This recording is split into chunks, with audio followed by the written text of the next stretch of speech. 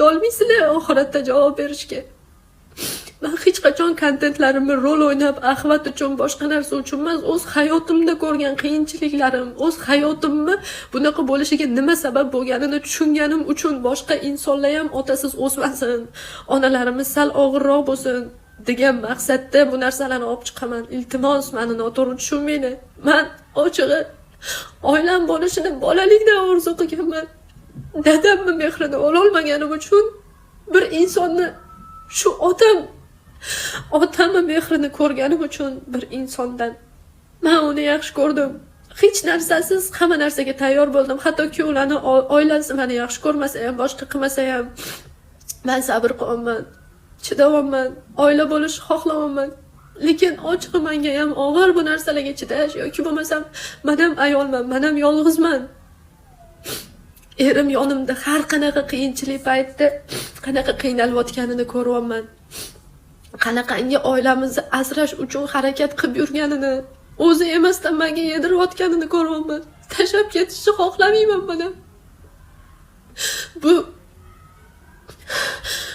bizning hayotimizda fohishalar qanchalik yomon insonligi, hattoki sizlarni eringlar bilan yursa yurmasa yoki sizlarga yomonligi tegsa tegmasa jamiyatda dabdalasini chiqarib tashlayapti. Pul uchun ularni xudosi pul bo'lib qolgan, pul uchun hamma narsaga tayyor. Bilmaysizlar, ertaga qizinglar endi o'sib kelayotganda ajrashib ketsanglar, otamni mehri, onamni mehri deb kimlarnidir yaxshilik o'sha insonlarga aldanib qolgan qizlarni ko'rdim sotilib ketganini.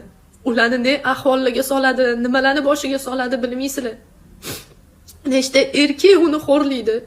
Iltimos, erkaklar, men sizlarni juda ham hurmat qilaman. Hayotda ustuni, jamiyatda borlig'i ustuni sizlar. Alloh sizlarni juda ham mukammal, irodali, kuchli qilib yaratgan. Men bosh egaman sizlarni oldinglarda. Oilalarni buzmanglar, harakat qilinglar, hammasi sizlarni qo'linglarda. Chunki ayolinglar agar sizlardan harakatni ko'rsa, ochlikmi, boshqami, hamma narsaga chidaydi. Faqat mehringlarni, muhabbatinglarni ayamanglar. Kelganinglarda mayli ular qovoq solar, boshqa qilar, sekin-sekin mehr bersanglar, eriydi. Iltimos, oilalarni buzmanglar. Oila bu muqaddas narsa. Oxiratda ham biz faqat juftimiz bilan bo'lamiz.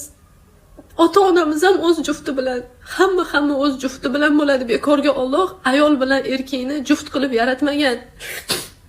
Karyera, boshqa narsa, hamma narsa o'tkinchi, bu dunyoda qolib ketadigan narsa. Insonlarning ko'zi uchun qanaqadir status u.